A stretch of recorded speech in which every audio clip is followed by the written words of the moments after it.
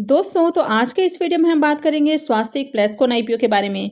तो इस वीडियो में हम इसकी कंप्लीट रिव्यू करेंगे, जानेंगे कि कंपनी का बिजनेस कैसा है, इसके फाइनेंशियल कैसे हैं और मार्केट में इसकी डिमांड कैसी है। तो इससे पहले कि मैं वीडियो को शुरू करूं, अगर आप इस चैनल पर पहली बार विजिट कर रहे हैं या फिर आपने चैनल अब तक सब्सक्राइब नहीं किया है तो चैनल को सब्सक्राइब कर लें और साथ में वीडियो को भी लाइक कर दें।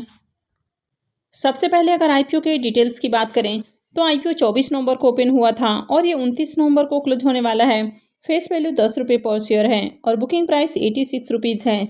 लॉट साइज 1600 शेयर्स का रखा गया है। आईपीओ के साइज की बात करें तो आईपीओ 40.76 करोड़ का है और ये पूरा का पूरा फ्रेश इशू का आईपीओ है और ये एक एसएमई आईपीओ है। कंपनी बीएसई एसएमई पे लिस्ट होने वाली है। आईपीओ में रिजर्वेशन पोर्शन की बात करें तो एंकर इन्वेस्टर्स के लिए इस आईपीओ में 48.46% का पोर्शन है। मार्केट मेकर के लिए 5.03%, क्यूआईबीज के लिए 19.01%, एचएनआईज के लिए 14.25% और रिटेलर्स के लिए 33.25% का पोर्शन देखने को मिल रहा है। आईपीओ 24 नवंबर से ओपन हो चुका है और 23 नवंबर को एंकर इन्वेस्टर्स की ओर से इस आईपीओ में बिडिंग आती हुई देखने को मिली है और एंकर इन्वेस्टर्स को इस आईपीओ में 13,48,800 शेयर्स ऑफर किए गए हैं। यानी कि अगर इनके पोर्शन की बात करें तो इनको 11 करोड़ 60 लाख का पोर्शन दिया गया है। और अगर इनके लॉकिंग पीरियड की बात करें तो इनके जो 30 डेज़ का लॉकिंग पीरियड है वो 16 जनवरी को ख़त्म होने वाला है और रेस्ट जो 90 डेज़ का लॉकिंग पीरियड है वो 9 अप्रैल को ख़त्म होने वाला है। तो चलिए इसके एंकर लिस्ट को भी देख लेते हैं। स्वास्तिक प्लेस्कोन आईपीओ के एंकर लिस्ट की बात करें तो यहाँ पर भी आपको एंकर इन्वेस्टर्स आते हुए देखने को मिले हैं। आईपीओ के साइज़ की बात करें तो आईपीओ 40 करोड़ का है और यहाँ पर 5-5 एंकर इन्वेस्टर्स आते हुए देखने को मिले हैं। तो आप यहाँ पर इनके नाम को भी देख सकते हैं।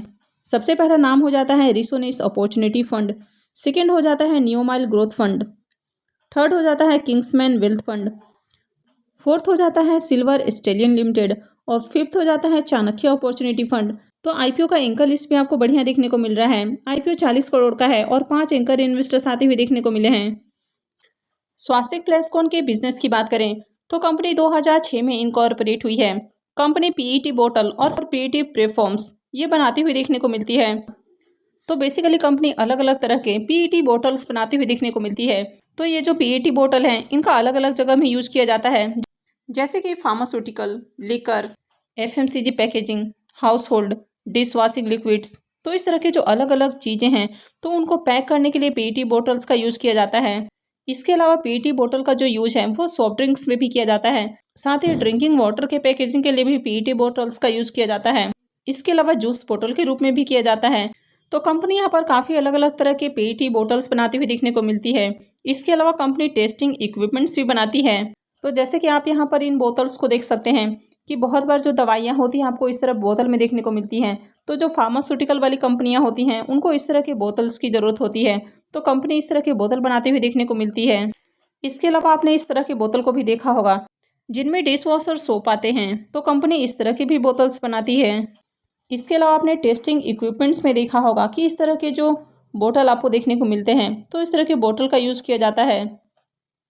तो कंपनी अलग अलग तरह के पीईटी बोतल्स और पीईटी प्लेटफॉर्म्स बनाती हुई देखने को मिलती है। तो ओवरऑल अगर इस कंपनी के बिजनेस की बात करें तो कंपनी का बिजनेस तो वैसे आपको अच्छा देखने को मिल रहा है, लेकिन ये जो सेगमेंट है वो हाईली कॉम्पिटेटिव सेगमेंट है।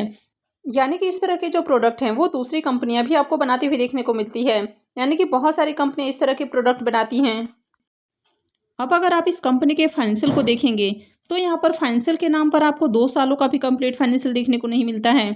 यहाँ पर मात्र फाइनेंशियल 23 का कंप्लीट फाइनेंशियल है। इसके अलावा फाइनेंशियल 24 के 2 क्वार्टर का फाइनेंशियल देखने को मिल जाता है। तो एसेट की बात करें तो यहाँ पर आपको ग्रोथ देखने को मिल रही है। रेवेन्यू की बात करें तो यहाँ भी बढ़िया ग्रोथ है। प्रॉफिट की भी बात करें तो कंपनी प्रॉफिट भी बनाती हुई देखने को मिल रही है। नेटवर्थ भी बढ़िया है। साथ ही कंपनी के रिजर्व भी बढ़ते हुए देखने को मिल रहे हैं। लेकिन अगर कंपनी की डेट की भी बात करें तो कंपनी के ऊपर डेट भी काफ़ी तेज़ी से बढ़ती हुई देखने को मिल रहा है और करंट में कंपनी के ऊपर 6,231 लाख से भी ज़्यादा का डेट है। यानी कि कंपनी के ऊपर बहुत ही हेवी डेट देखने को मिल रहा है। तो ओवरऑल कंपनी के फाइनेंशियल देखें तो कंपनी के फाइनेंशियल में कुछ भी आपको अट्रैक्टिव देखने को नहीं मिल रहा है। अब जब तक आप 2-3 सालों का फाइनेंशियल नहीं देखते हैं तब तक आपको कंपनी के बारे में ज़्यादा आइडिया नहीं लगता है। इसके पी मल्टीपल को देखें तो 17.23 का पी मल्टीपल है। तो बहुत ज़्यादा कंपनी ओवर वैल्यूड प्राइस पर आती हुई देखने को नहीं मिल रही है। मार्केट कैप 151 करोड़ रुपए का है, यानी कि छोटी कंपनी है। लेकिन अगर इसके डेट टू इक्विटी रेशियो को देखें तो 2.89 का डेट है, यानी कि बहुत ही ज़्यादा हेवी डेट है। तो इस तरह की जो कंपनियां होती हैं वे डेट की वजह से ही फेल्योर हो जाती हैं, क्योंकि एक तो कंपनी छोटी है और इनके ऊपर बहुत ही हेवी डेट देखने को मिलता है। तो इसलिए एसएमई कंपनियों में होल्ड करने के बारे में नहीं सोचना है, यहाँ पर बहुत ज़्यादा रिस्क होता है। इस तरह की कंपनियां आपके पैसे को जीरो भी कर सकती हैं। आईपीओ के लॉट साइज की बात करें तो आईपीओ में 1600 शेयर्स का लॉट है और एक लॉट के ऊपर इन्वेस्टमेंट अमाउंट 1,37,600 रुपये है। यहाँ पर कंपनी के प्रमोटर्स की जो होल्डिंग है वो 60% देखने को मिल रही है और आईपीओ आने के बाद कंपनी के प्रमोटर्स की होल्डिंग 43.81% रहेगी। अब अगर इस आईपीओ के डे वन के सब्सक्रिप्शन को भी देखें तो डे वन में आईपीओ मात्र 0.47 टाइम सब्सक्राइब हुआ है। क्यूआईबीएस की ओर से कोई एप्लीकेशंस लगते हुए देखने को नहीं मिले। एचएनआईस पोर्शन में आईपीओ को 0.47 टाइम और रिटेल पोर्शन में आईपीओ को 0.74 टाइम सब्सक्राइब किया गया है। तो डे वन में बिल्कुल भी अच्छे सब्सक्रिप्शन आते हुए देखने को नहीं मिले। अब यहाँ पर इसका जो डे वन था यानी कि 24 नवंबर, अब अगर 24 नवंबर की बात करें तो उस दिन काफ़ी सारे जो मेन बोर्ड आईपीओ हैं वो क्लोज होने वाले थे। तो लोगों का जो पूरा का पूरा फोकस है तो मेन बोर्ड आईपीओस की ओर था। तो इसके कारण भी हो सकता है कि यहाँ पर डे वन में आपको ज़्यादा एप्लीकेशंस लगते हुए देखने को नहीं मिले हों। तो चलिए अब इसके ग्रे मार्केट प्रीमियम देख लेते हैं और उसके बाद जानेंगे कि इस आईपीओ में आगे अप्लाई करना है या फिर नहीं करना है। आस्तिक प्लेस्कोन आईपीओ के अगर ग्रे मार्केट प्रीमियम को देखें तो इसका प्रीमियम आपको 7 रुपये के ऊपर देखने को मिल रहा है और आईपीओ में लॉट साइज 1600 शेयर्स का है।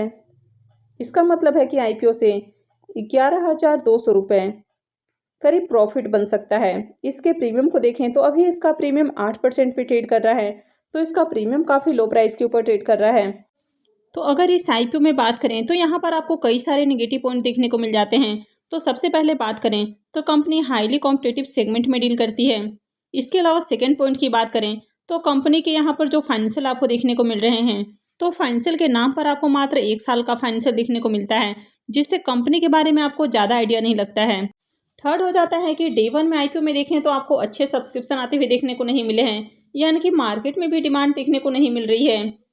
उसके बाद इसके ग्रे मार्केट प्रीमियम को भी देखें तो इसका ग्रे मार्केट में प्रीमियम भी काफ़ी लो प्राइस के ऊपर ट्रेड कर रहा है। इसका प्रीमियम अभी भी मात्र 8% पे ट्रेड कर रहा है, यानी कि बहुत ही लो प्राइस पर है।